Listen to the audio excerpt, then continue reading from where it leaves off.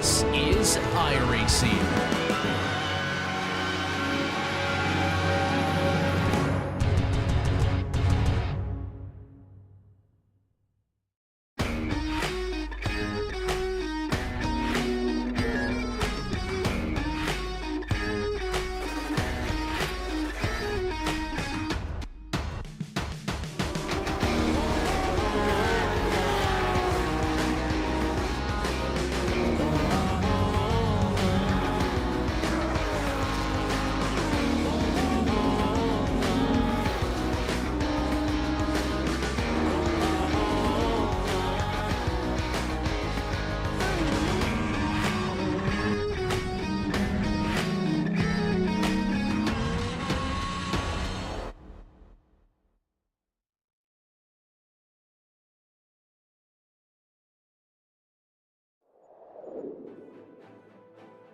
Last week's racing in Hungary was all about track position, but this time around, there's less worry about getting stuck behind someone. But that brings its own challenges as the draft track keeps many in the hunt.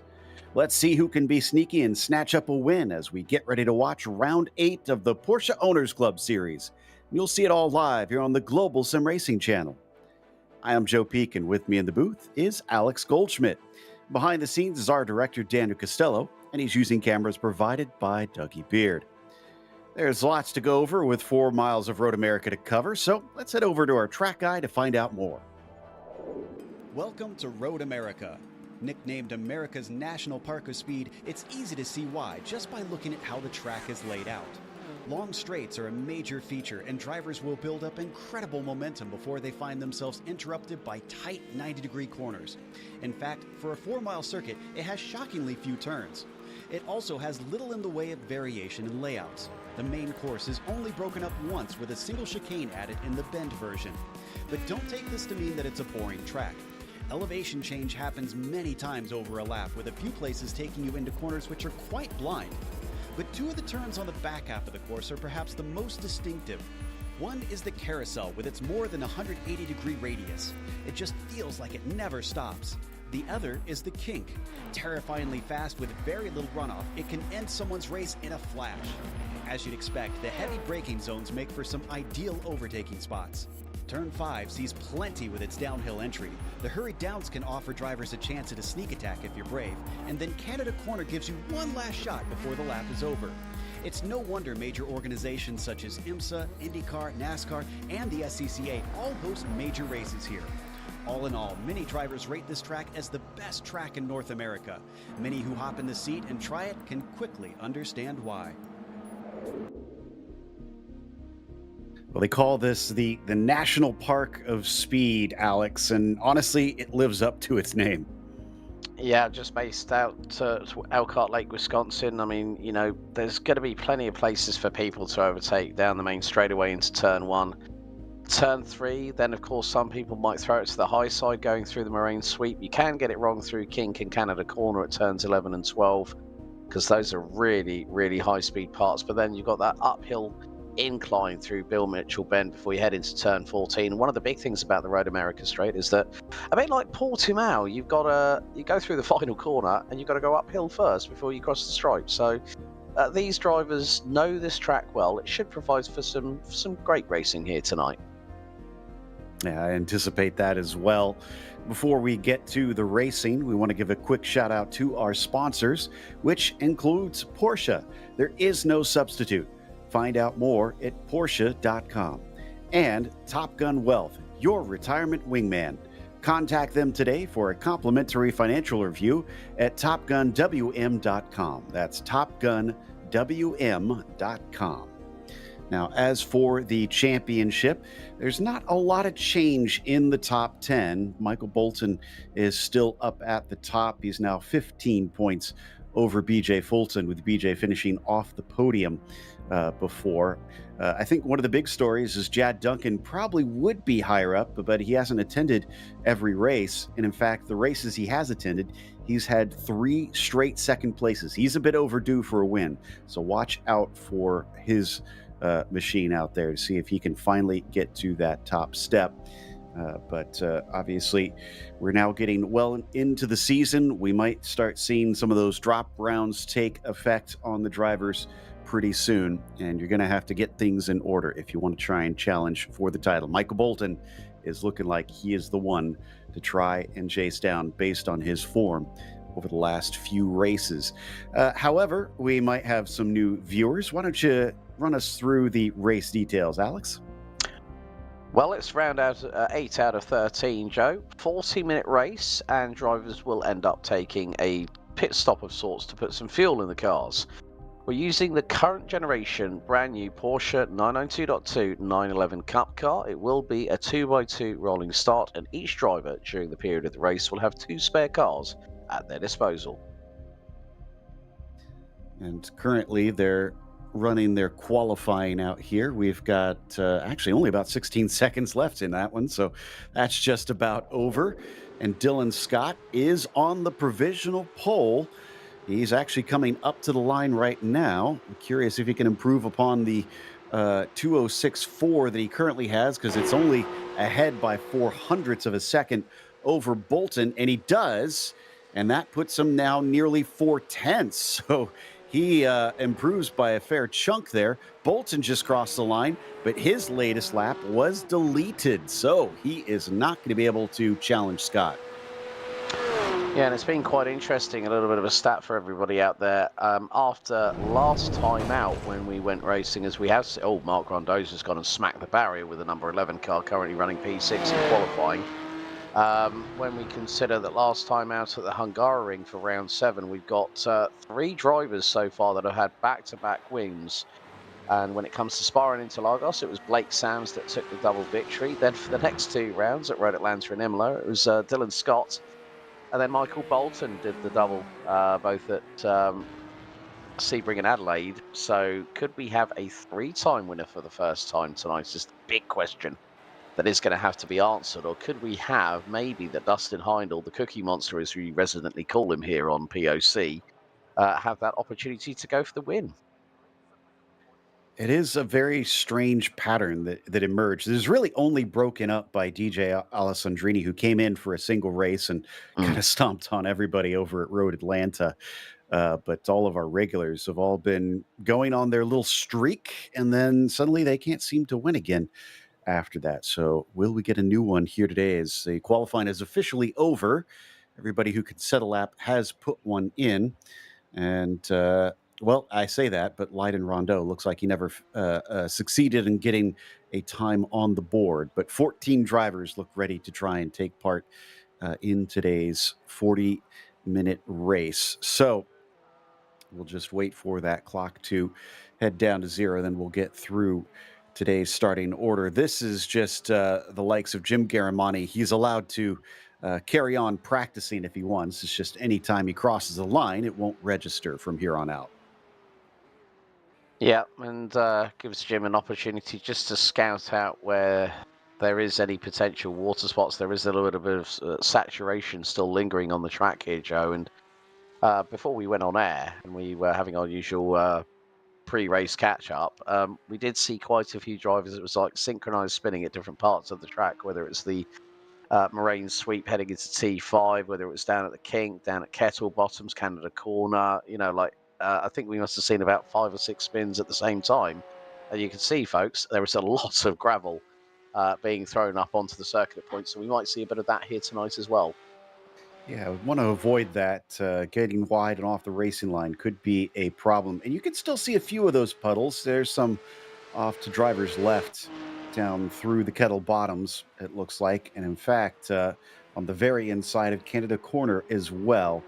So make sure and keep an eye on those if you are inside the cockpit. You do not want to be caught out by those little splotches of moisture that still dot the track here today. Obviously, time will be fast forward just a little bit. I think about 15 minutes, so some of that should dry up. But that takes us now to our starting grid for today, which sees Dylan Scott on the pole, as we mentioned. Michael Bolton going to be starting next to him, the points leader, going to see if he can continue to extend the gap over the field as Matt Hollander starts from third. Christopher Marciniak will be in 4th. BJ Fulton starts P5 today as Mark Rondeau will be in 6th. Then it's Dustin Heindel in 7th and Alan Watts in P8. Row 5 has Jim Garamani 9th and Adam Abrams starting in the 10th position. From there, it is Mark Morales in the 11th spot, Larry Haas in 12th, John Momeyer in 13th, and Leiden Rondeau in 14th. So much like we've seen for Jad Duncan, he's been attending one, missing one, attending one, and then he goes missing again. So he is not around today since he got another second place last time out in Hungary. Isn't going to be able to get that win here today, but they're lined up, ready to go just at the end of the kettle bottoms before Canada Corner. And then hopefully we'll get 40 minutes of racing here, Alex. And like you said, hopefully drivers will be able to keep it on the black stuff, because those little splotches of water have certainly proved to be a bit diabolical today. Yeah, weather update for the folks at home. Air temp 66 degrees Fahrenheit, 19 degrees centigrade. Track temp 79 Fahrenheit, 26 Celsius. Mostly dry. It is spotty in places. And we have got a wind to the east of around about nearly 20 miles an hour. So there is going to be a little bit of either a headwind or a crosswind that the drivers are going to have to deal with. It's to the east, so these drivers will have to be very, very careful. But it is going to be the case of who's going to get the whole shot down into T1. Because Dylan Scott, we know how quick it can be on the starts, because we're getting set and ready for 40 minutes here for round 8. Yeah, a thunderstorm popping up, getting everything wet, and then leaving sounds very on brand for this Midwest track. I can tell you it does happen a lot over the course of the spring, summer, and fall. Meanwhile, we wait for them to take the green flag here. They have to go on the signal from the stand, which comes right now. Green flag is out, and it's a decent start for Scott Bolton. Actually has to slot in behind him, but that means he might get a little bit of the slipstream. In fact, he's going to try and look to the inside, but he gets squeezed. Now Matt Hollander sees an opportunity to try to come around the outside because of that, and is able to break deeper going past Bolton, and he takes a spot as Bolton nearly loses the car and just catches it. Yeah, the front right hit the water puddle, and straight away it nearly gave Michael Bolton a bit of a tank slap. It's dropped him down to 8th spot behind Jim Garamani as they fire their way out of turn 3. But contact, one of which is Leiden Rondeau, has gone spinning around, and so has Adam Abrams in the number 12. He's got some rear end damage.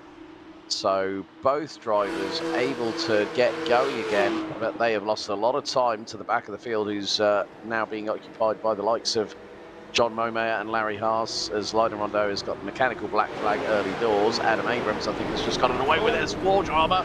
Oh, that's a big hit into the wall for Larry Haas, and the front end is absolutely destroyed. Left front nearly rips asunder from the car.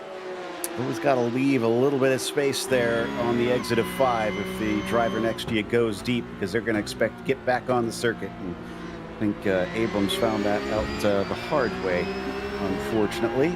On board here with Michael Bolton, who has fallen back down to 7th, so not the start he was looking for to try and hold on to that championship lead. Dylan Scott is currently at the very front, and in fact, we can see from time to time they're definitely picking up those puddles, because we saw the windshield wiper go for Michael. Yeah, and now he's got to try and make some headway as it's side by side between Mark Rondeau and Dustin Heindel through into the next right-hander.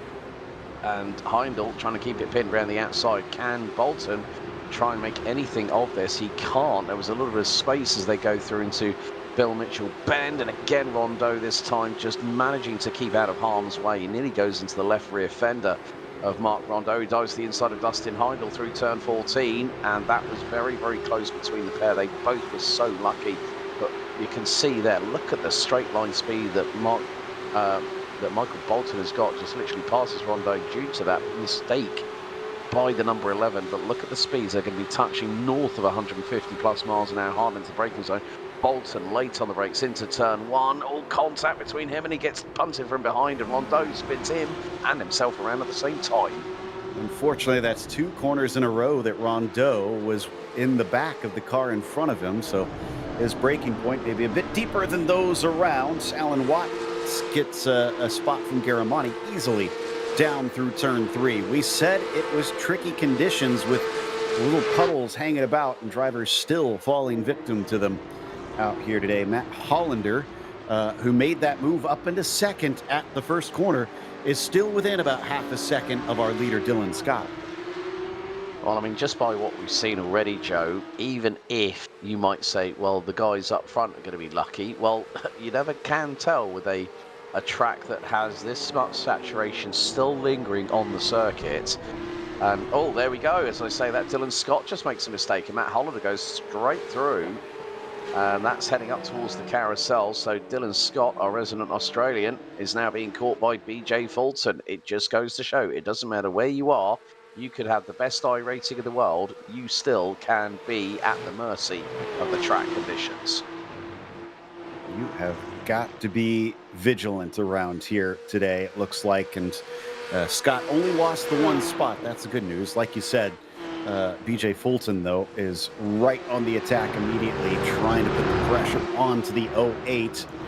But Matt Hollander wants to try and run away from the pair of them. Doesn't look like he's getting that wish, because Dylan is right back on top of things. He's starting to regain, and they're getting ready to head up the hill. This is where he wants to get a good exit, get the slipstream. And let's see if he starts to gain. Yeah, it's down to only 0.3 of a second, and he's coming quick. Yeah, BJ Fulton's going to get a bit of a double toe, but he's not close enough to exploit that heading into turn 1. You can see everyone's using the wipers. Here goes Dylan Scott, tries to show his nose. He's nearly into the back of Hollander into turn 1, and just about manages to get away. You can see the back ends of both cars under braking, getting a little bit loose, and that is where you're not in your comfort zone. You're trying to use that brake modulation, as there's been already a lot of gravel thrown up through turn 3. Those drivers have found the gravel, but underneath this Sargento real cheese banner we go, but we're right on board with BJ Fulton. And this is down into T5 off of the Moraine sweep. Hard on the brakes goes the 82. Dylan Scott tries to go wider into the entry point of the corner to clip the apex and to keep with Matt Hollander now into turn 6. And again, you can just see those little bits of standing water puddles that have caught people out, and that was where we saw Dylan Scott not long ago as Mark Morales has come into pit road. We had Michael Bolton, Mark Morales, and it looks like we've had someone go off as well in the meantime. Yeah, Morales took his spare car. So did Michael Bolton, actually. He's been in pit lane because of that incident we saw earlier. Leiden Rondeau and Larry Haas, too, have also taken the escape road, if you will. Meanwhile, this is Leiden Rondeau, currently running in 13th. Everybody's still on the lead lap, is the good news. There's Larry Haas down there in 14th, bringing up the tail end of the fields with about a quarter of the race now gone. Yeah, it's still with these tricky conditions, Joe. You know, the track temp has dropped. We were at we were a little bit higher up, and you can see that the drivers, let's say for example Dylan Scott, BJ Fulton, because they're behind Matt Hollander, they're having to use the single blade single arm wiper blade just to clear that screen of any saturation that's being flung for the wheels of the back end of the car in front. And again, there you see on the left hand side of the Road America straightaway, and again wipers going, but it's just to clear that screen for just a couple of seconds. And there was that standing water puddle that we saw catch out Michael Bolton when he nearly had a tank slapper going into turn 3. He was so lucky to save that. But we've seen that those other drivers like Larry Haas, Leiden Rondeau, Mark Morales, and Michael Bolton come at the mercy of the track conditions, either through a mistake that they've made or through someone else's. Adam Abrams now in the pit lane as well.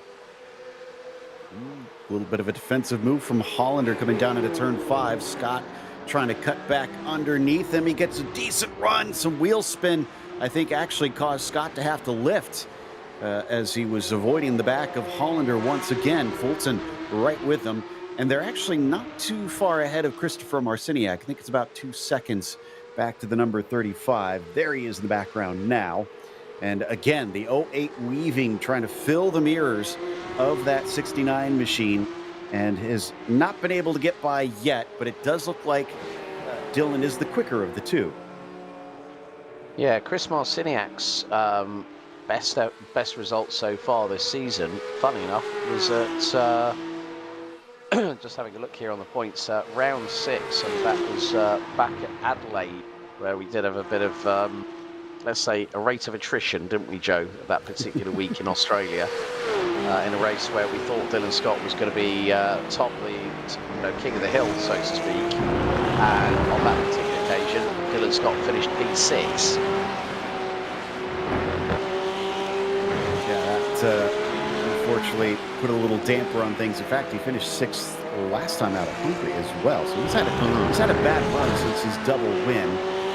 Dylan Scott here is trying to see if he can return to that top step of the podium, but first he's got to overtake Matt Hollander to do so. He's got another run. You can see how powerful the slipstream is as they reach about 160 miles an hour, and as he gets onto the brakes, he's able to slice to the inside, but carrying the speed well. They're actually going to make side-to-side contact. Hollander denies him with an impressive run the long way around. Yeah, a bit of a hip and shoulder check between the pair, but Dylan Scott not unfazed by that in any way, stretch or form. BJ Fulton's now got the fastest lap of the race at 2 minutes 7.235. The top three at the moment, with BJ Fulton being in the slipstream of both, it's going to be wheel to wheel down the Moraine sweep into turn 5.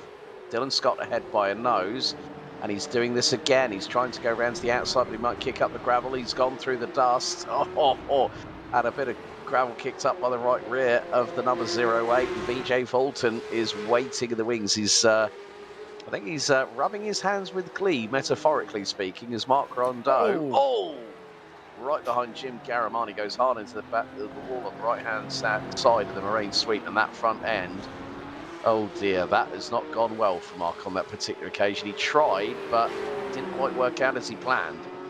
Yeah, that was more than hip and shoulders. That was more of a curb stomp, I'm afraid. So he's going to need to come in and get that car repaired.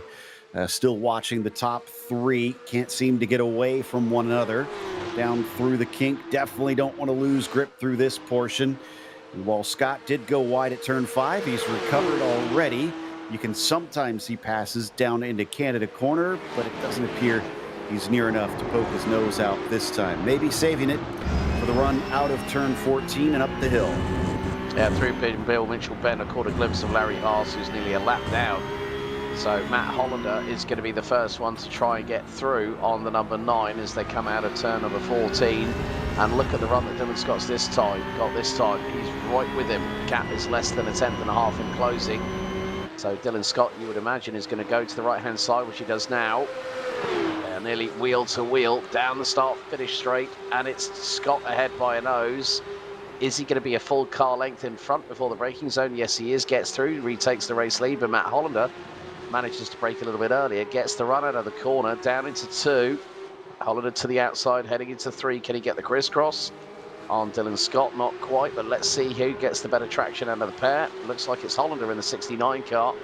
Now he's going to try and see if he can put the boots on the other foot, so to speak. He's trying to do what Dylan Scott did to him just a lap ago here towards T5. Hollander back ahead by a nose, but has to go late on the brakes. You can just see by the aggressive driving style of both individuals at the front end of the field. BJ Fulton's just lying in wait. He's playing the patience game here, Joe, and that could be a pretty shrewd move by the number 82. I agree. I think if he just sees one of them slip up, he could sneak on through. So far, they've been kind of hogging the road a little bit with all this side-by-side racing, so he hasn't had a good opportunity. But Dylan Scott had to fight for that one, as they're going to be able to sneak on by Larry Haas, who goes off course and allows them to lap him. Looks like he's also going to allow Marciniak to go through, who still remains in that 4th spot and hasn't been catching up as much as I thought. It was 2 seconds. Now it looks like it is up to about 4 that he needs to catch up to those top 3. We are past a quarter of the way through the race now, and I was almost wondering if Dylan Scott might have to use the undercut to sneak by Hollander, but now he's got that job done. And, you know, to your point about Fulton, I just realized he's got that purple denotation next to his name. He has the fastest lap of this race. Yeah, and bearing in mind, he's actually the quickest of the top 3 as well. So he's just been waiting. And I think also, you know, we're not seeing a lot of overtaking as we normally would see with a big grid here, Joe.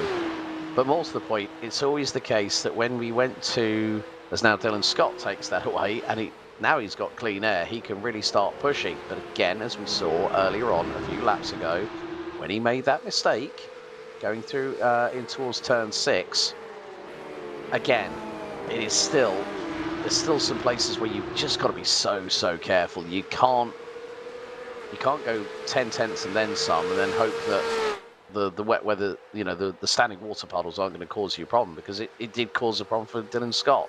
So I think it's just, and we know how good BJ Fulton is on fuel mileage, don't we? So he could play the long stretch here. I think the real bad news for everybody around is not only did Dylan Scott take that fastest lap, but he took it with a few of the corners being side by side with Hollander. So Dylan must really have some incredible pace that he was waiting to unleash as we check in with Dustin Heindel here, the Cookie Monster car, looking to try and get by Larry Haas. So that's not for position, Haas being a lapped car. The one he is looking for is Chris Marciniak. That's about 4 seconds up the way right now. So he's got some work to do to catch up to him. And then you've got Alan Watts, who is currently sitting in 6, up 2 from where he started. Behind him, though, how about John Momeyer? He is up 6 positions from where he started this race. I think he's done a very good job keeping it on the island, so to speak, compared to some of the other drivers tonight. Yeah, I mean, looking at things with regards to John, I mean, his best result so far was a 5th, was actually 5 points. That was 7th place back at the season opener when we went to Spa-Francorchamps back on January 12th. So again, John is one person that we always kept an eye on when we had the GT3s and the GT4s running as a multi-class, but I think it's just now it's opened things up a little bit for some of the drivers. And Chris Marciniak, the previous GT4 champion from season 2 last year in 2025, he's now finding his stride a little bit, I think, here in the latter part of the series. Certainly looks like it. Has been doing decent the last couple of races. And Jim actually staying off to the right-hand side of the track, interestingly, there coming up the hill. I wonder if he's just trying to avoid what he thinks is some wetter spots on the circuit. This is Adam Abrams, currently in 12th spot. And he started actually in 10th, but I think he was one of the drivers that got a little bit caught up in some of the early incidents, because he's one of those that took his spare car in the early stages. And he still owes us a pit stop. That's the downside for those drivers that had to come in and use that spare car, because they were not within the pit window, Alex. Yeah, well, I mean, the thing was that when Larry Haas had his off, he was in the pit lane for over 2.5 minutes because he towed it to pit lane. So it has that kind of default of about 90 seconds to your pit stop. And then, you know, Mark Morales, Michael Bolton, they were on their marks in the pit lane for about 9 seconds apiece, give or take. And yeah, well, Adam now trying to chase down number 99 in front, Mark Morales. I wonder when we're going to see a reappearance of Yoshihiki Tani, who we haven't seen for a couple of rounds either in the series.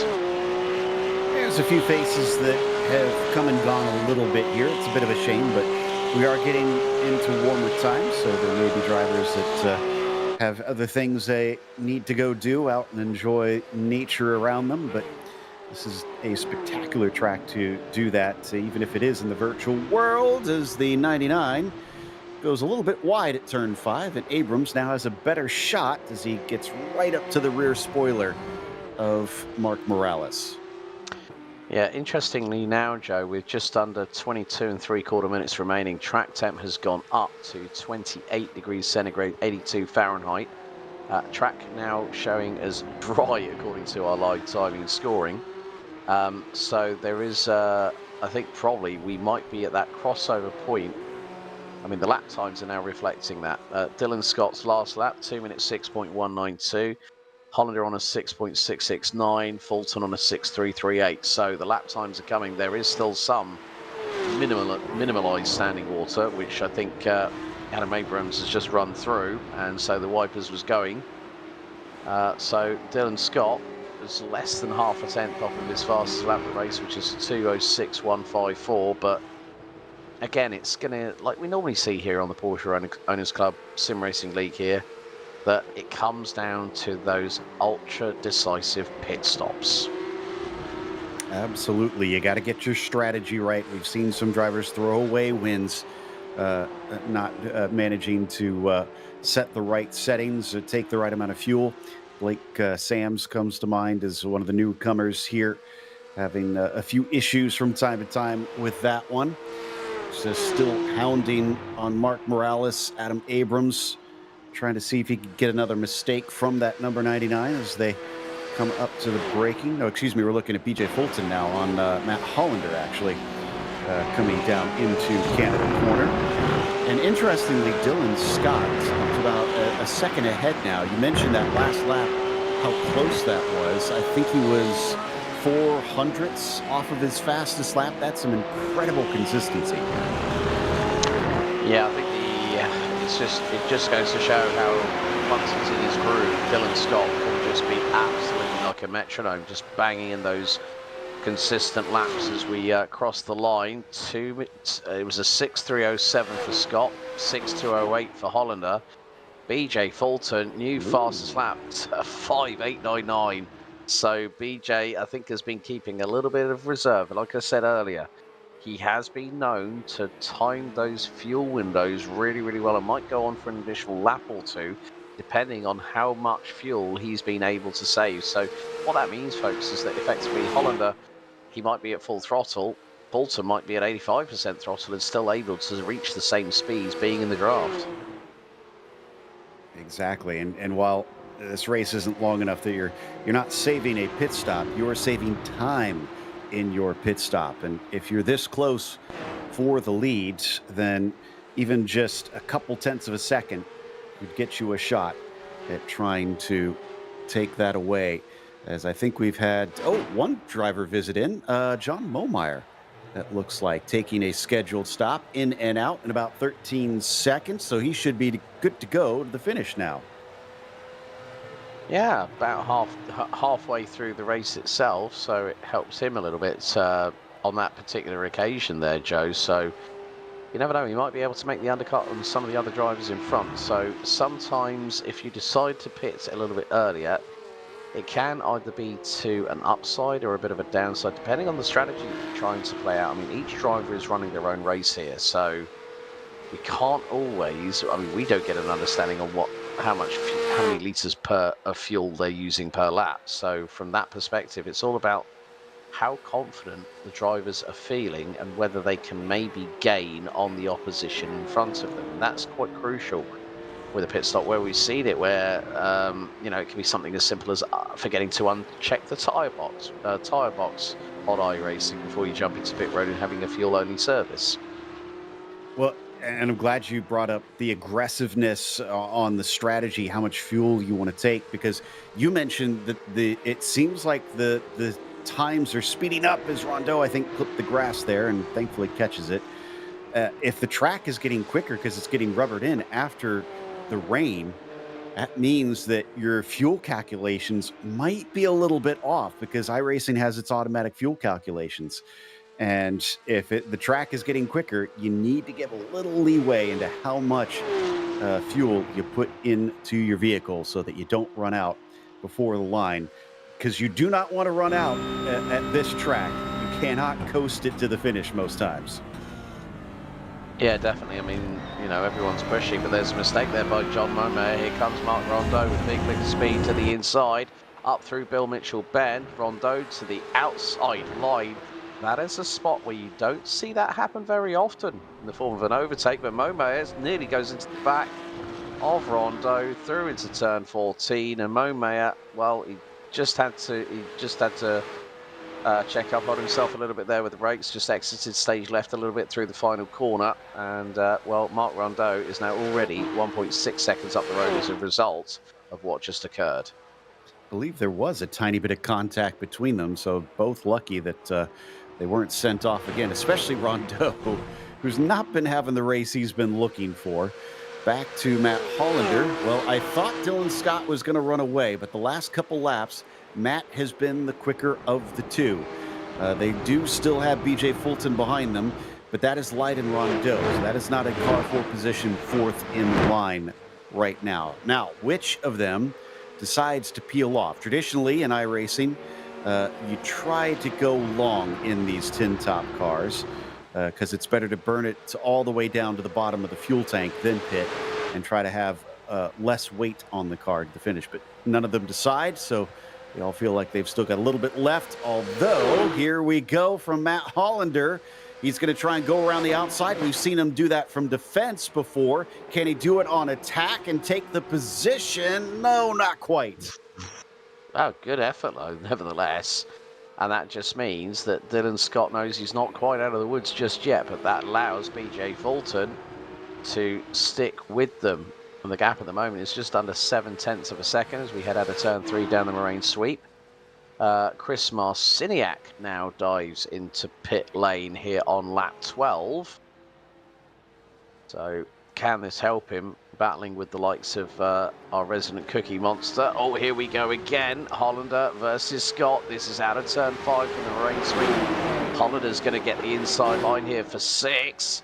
But Scott still is making sure that he does not want to relinquish that lead through into 7 and heading towards the carousel. Matt Hollander is absolutely giving Dylan Scott some serious stick as we head towards the carousel here on this 12th lap of racing. And BJ Fulton is, as I said, he is just playing the patience is a virtue game. And more to the point, he's not had any dramas. He's just kept it on the black stuff, and that's exactly what you need to do. This is a long series. We've got 13 rounds in a couple of rounds' time. After this, we've actually got our only 90-minute race, which will our first of our endurance races, which will be coming up on May the 18th in 4 weeks' time when we head to the Aachen region of Germany. But before that, we head to Miami on May the 4th for the next round. So this is going to give us a real indication, when we go to Germany in 4 weeks, that is going to be a crucial race because there are more points on offer, if I remember correctly, Joe. I think you're correct on that. Oh, and it is going to be Matt Hollander, the first to blink. Now, he was leading the race for a while, so that could have taken up more fuel. I'm not sure what the percentage was between he and Dylan Scott on who led the most laps. Regardless, Matt blinks first. Dustin Heindel's going to follow him in. And let's see, Chris Marciniak is the highest to have taken, I believe, his pit stop that'll take him to the end. Bolton still owes us one, I'm pretty sure, since he pitted on lap 3, it looks like. And then Jim Garamani, sitting in 6th, also owes us a pit stop. Let's see if he comes in this time. Yeah. And whether Michael Bolton might decide to cover him off, looks like the case will be no. So Michael Bolton is going to run a little bit longer. So does, so we see them go through. So Bolton ahead of Marciniak. So we're seeing Matt Hollander, but just under 13.1 seconds worth of fuel in there. Total pit stop time just shy of 43.9 seconds. So I think what Matt Hollander is trying to do is just cover off that fuel window and maximize his opportunity that he does not run out of fuel by the end of the race itself. But Dylan Scott and BJ Fulton now first and second. Hollander returns in P3 and it's about 9.5 seconds ahead of Michael Bolton. But again, we know how good fuel mileage on the 82 Martini liveried car of BJ Fulton can go. And because he's been sitting behind both Messrs Hollander and Scott for the majority of this race, let's see how far he can actually, keep that window open as Dylan Scott is going to peel into pit lane. Fulton will go for another lap. 12.5 minutes remain until checkered flag. And BJ Fulton, I think he's I'm wondering if BJ Fulton might be able to fuel for less than 10 seconds And if that is the case, if his lead over Matt Hollander is significant enough, it might play into his advantage maybe. But Hollander is absolutely flying around the track at the moment. He's just done it. Well, he's the first sector, of course, that's with the pit stop side of things. So we won't get a true indication of Matt Hollander's pace until he comes into pit lane. But the gap between BJ Fulton and Matt Hollander at the moment is just under 40.8 seconds. And that might be enough. Fulton can just time it right if he comes in next time round to stay ahead. And Dylan Scott, he was 2 seconds, nearly 2 seconds quicker in the box compared to Hollander. Hollander had one of the slower stops, honestly, compared to those around him. Marciniak and Heindel about the same as Dylan at about 11 and a half seconds. We just got to wait to see what BJ Fulton does. Like you said, we suspect saving some fuel, but he's definitely pushing now, which is understandable. He needs to try for that undercut. If he can have a quick lap, that could make the difference along with a quick stop. Yeah, looking at Dylan Scott's total transfer time in pit lane, it was 42.2 seconds. So BJ's really got to do something spectacular in the fuel stop here. That is going to be crucial because we're heading into the final 10 minutes. Black flag for Leiden Rondeau, who I think has just hit his incident points limit. So that is going to be a trip down the pit lane on that one. So here is our current leader. Question is, will he be leader after his pit stop? We're expecting that he'll be pitting in this time, and indeed he is. So hit your marks. Make sure not to speed in pit lane. You can't afford to get a penalty here because it will send you way far down the field. Dylan Scott currently coming down into Canada corner. If you're looking for a point of reference, Fulton looking for his pit stall, and it is a long, long pit lane here at Road America. You can see just how many pit stalls they have at this circuit. And as he finds it, he hits his marks nicely. Look at that, does not overshoot. We're looking for a sub 11 second stop for a realistic shot at overtaking the lead. Dylan Scott with 11.4, BJ Fulton with 9.8, and he's on his way. I think this might do it.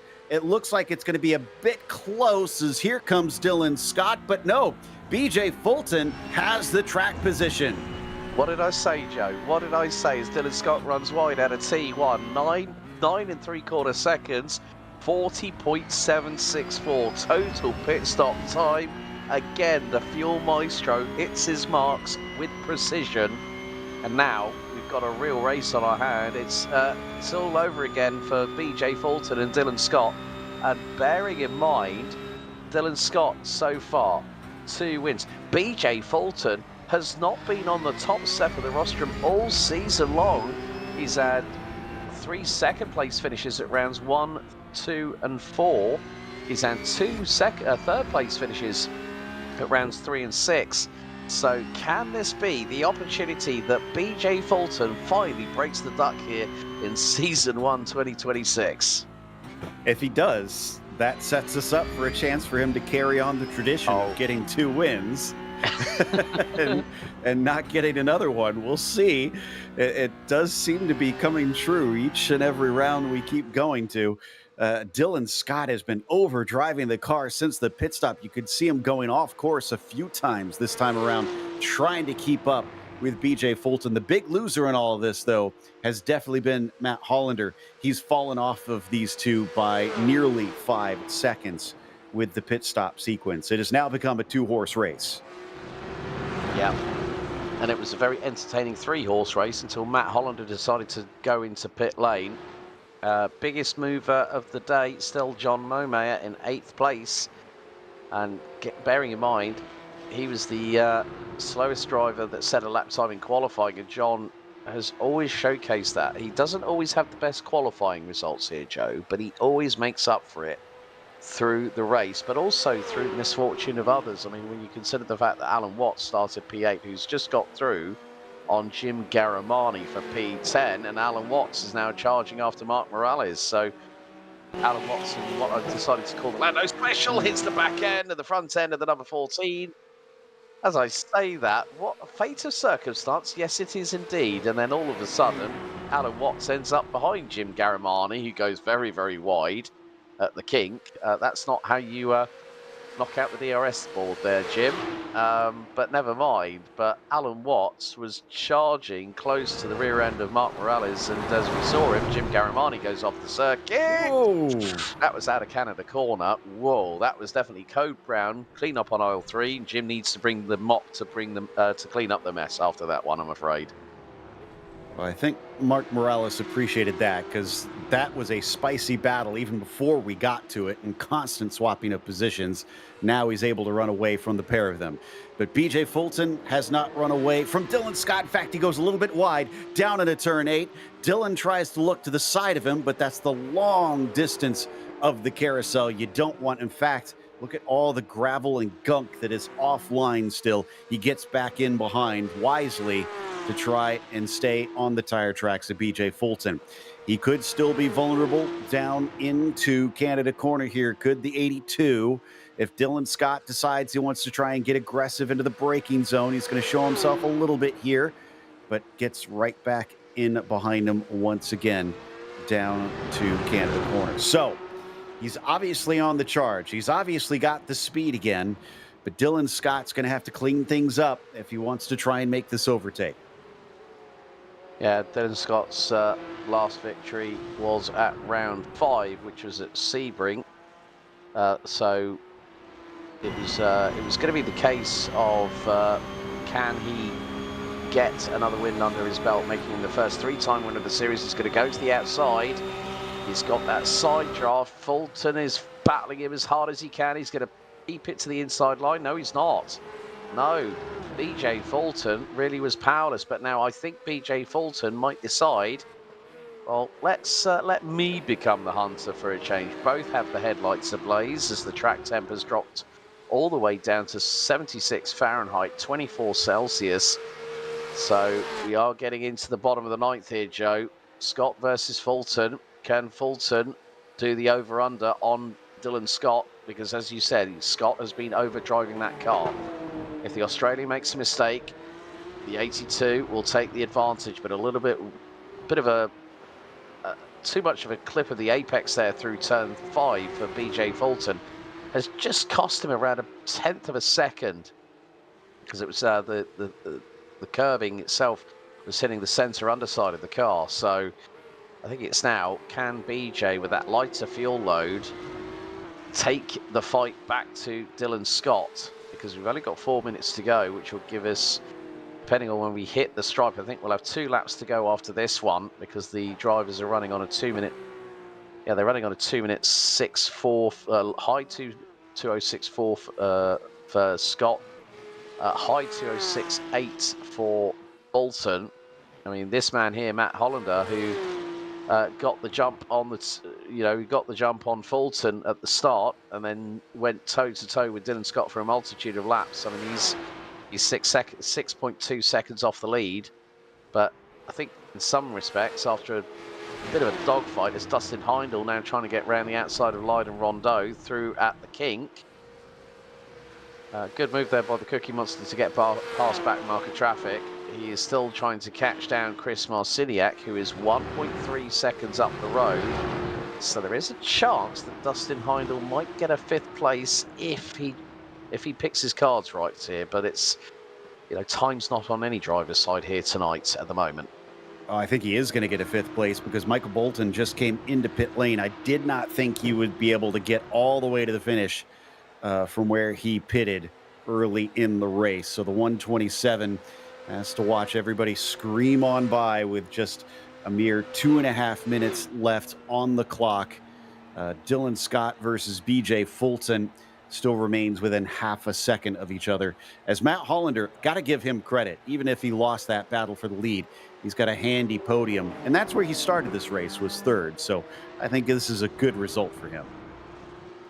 Yeah, and again, that turn 5 seems to be a little bit of a nemesis for BJ Fulton. No, not for BJ Fulton, Dylan Scott, because he went a little bit wide. And again, could just see how smooth the inputs are for BJ Fulton, whereas Dylan, he's trying to break that advantage that BJ Fulton would have as they come through out of 6 and 7, and then it's to run through the carousel once again. But it's, we're going to have the white flag lap this time around. BJ Fulton, he needs to be within that 3 to 3.5 tenth of a second window, I think, of any chance of having that race victory. But Dylan Scott, when he's got clean air in front of him, can't really stop him at the moment. Can he finally be the first driver to reach 3 wins on the season? Will this launch him back up into the lead of the points as well? I'd have to do some quick math. I don't think so. Yeah, it will not, because he's more than 20 points behind Michael Bolton. And Bolton is still scheduled to score some points because he came out in 7th position. Just not going to be a lot of them at this stage. White flag at the ready. BJ Fulton, not as close as he has been before. Scott finally getting things together and putting himself out of reach from the 82. All he has to do is run it for one more lap.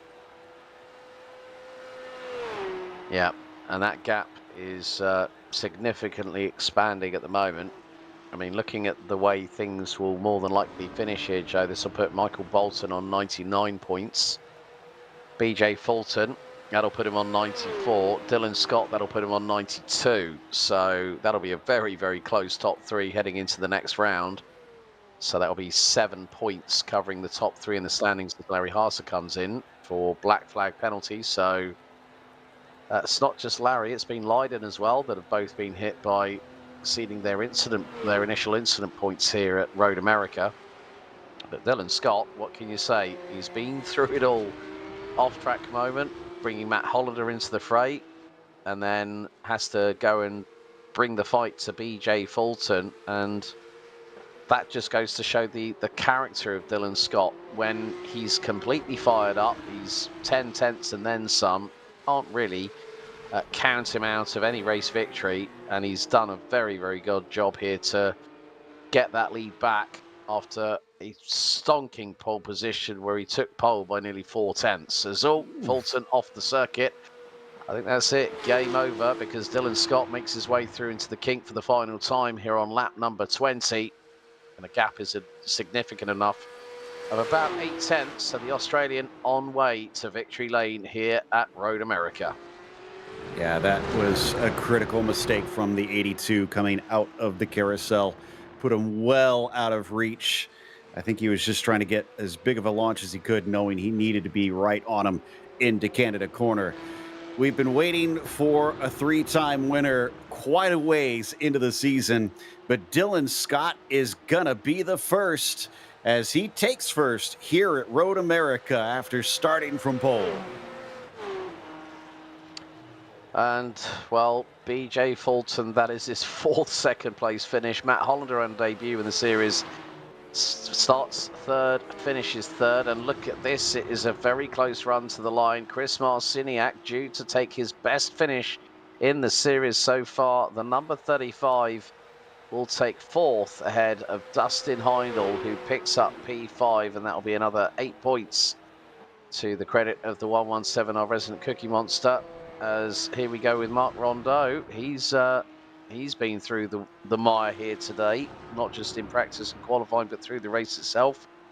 He rounds out our top 6 in the number 11. And Momar will retain that hard charger up from 13th to finish 8th today. So 5 positions gained. Not too shabby, like we said, when everybody else seemed to have all sorts of trouble out there in Wisconsin. He was steady as she goes. And 12 drivers will wind up finishing on the lead lap today, it appears. As well, we might have to wait a while for Mark Morales because he served a penalty on his penultimate lap, and he just came out of pit lane now.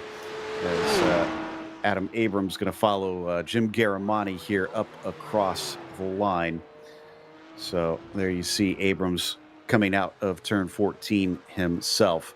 But that pretty much solidifies where Morales will wind up with, I think, only 1 DNF and then 1 car a lap down in the end for today's race. And Dylan Scott was up ahead of all of it, taking his third win of the season, tightening the championship up, we believe, to down to 7 points between himself and the leader, Michael Bolton.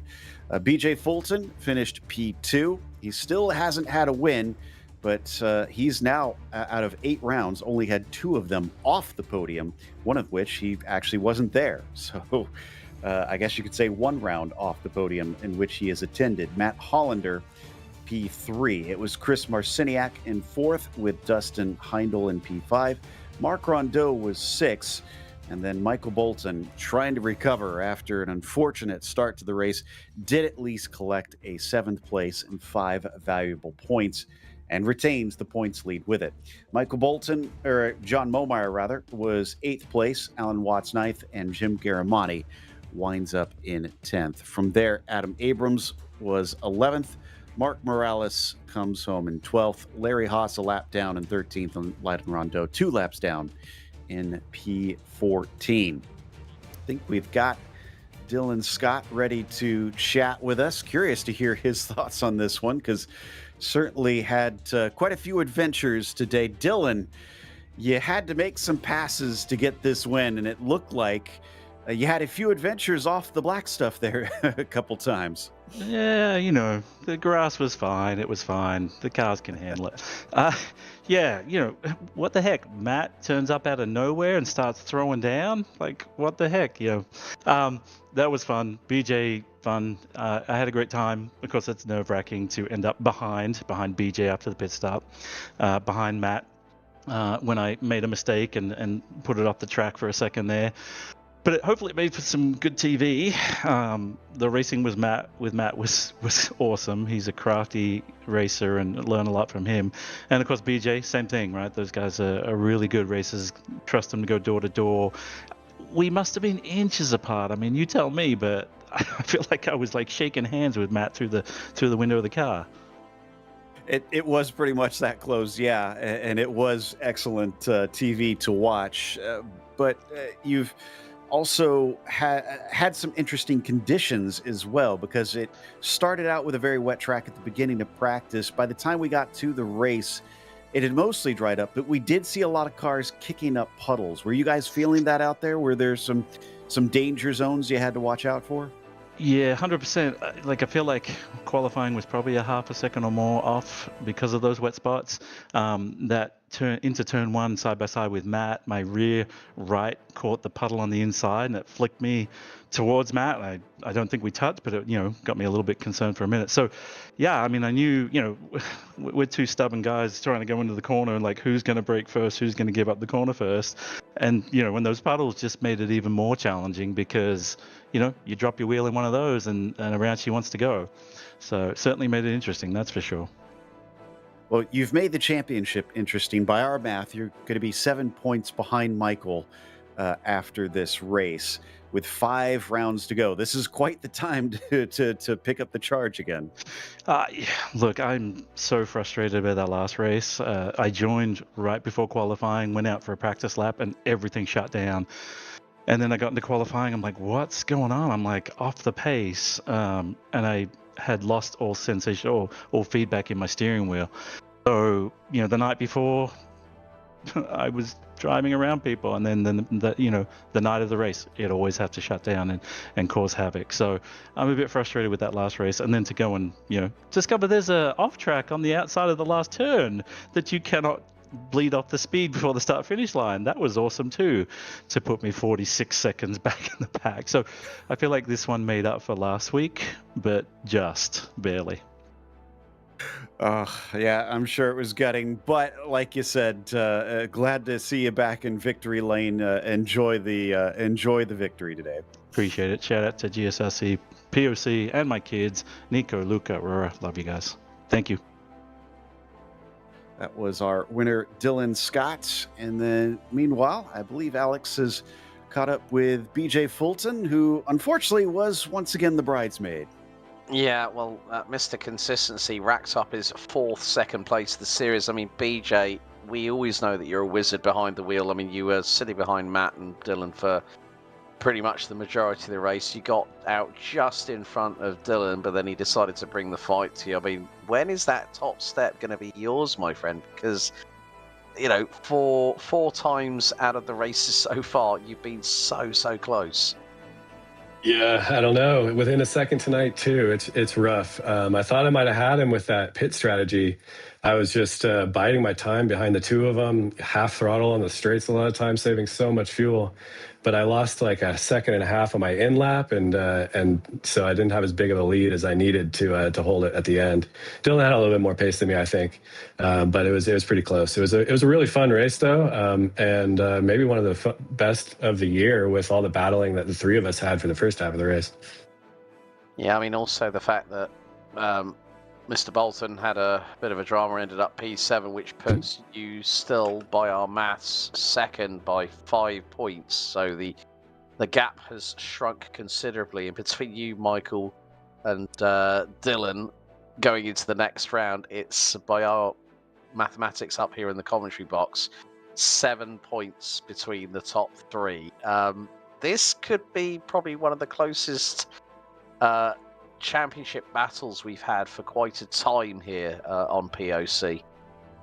Yeah, it's pretty fun. It's going to be exciting right down to the last race of the season, I think.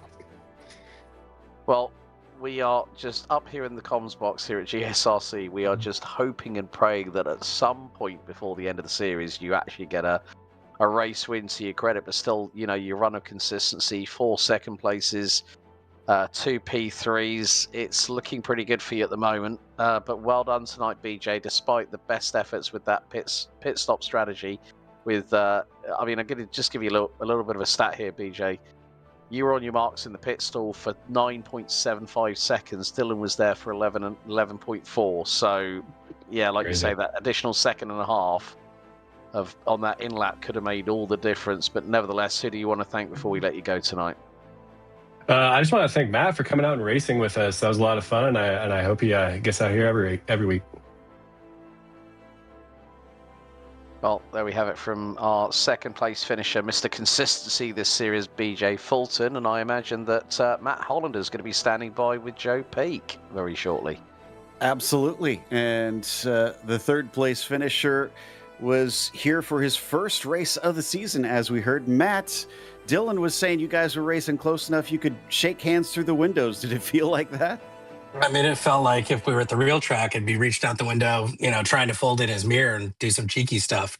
But yeah, that was a good time. It, you know, I had to dust off the sim. It's been a good 4 months since I powered it on, but actually heading to Road America this weekend for a race. So this was good practice to kind of get back in the rhythm, I guess. Well, do you consider Road America one of your strong ones, considering you've been gone that long? That makes this return all the more impressive. You know, I don't know that I would have said that prior. It came to me and it's been flowing well. And it's amazing when I, you know, put some time aside and actually practice to get on the darn thing that, you know, I can hold with those guys. And, you know, having the fixed setups this season really made it nice. So I didn't have to be trying to toy with a bunch of different stuff. So. Well, and since you mentioned it, we got to ask, who are you going to be racing with out at the real Road America coming up? So we're actually going to be heading out for the WRL race. John Momeyer, Adam, and Alan, the 4 of us are teaming up in a car out there for the weekend. So we'll be running in the GP2 class and trying to bring it home and see what we can do in the real world. Well, I wish you the best of luck. That sounds like a blast. It's one of my favorite tracks to visit. So enjoy Wisconsin, and congratulations on your results tonight. Thanks, Joe. Appreciate it. That was Matt Hollander finishing P3 at his first time back this season, really showing he has not lost any speed.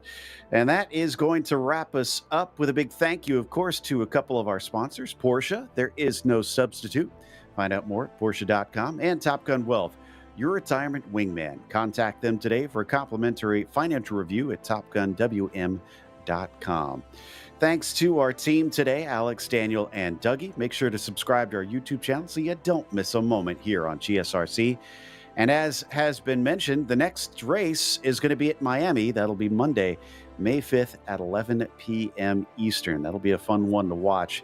But we've got more Porsche racing coming up this week because the Porsche Endurance Challenge, Porsche, not Endurance Challenge, Porsche Esports Carrera Cup North America, we used to a different real world Porsche series there, is going to Road Atlanta coming up on Wednesday. Be sure to check out our other broadcasts that we have listed here. And until next time, race clean, race hard, and we'll see you on the track.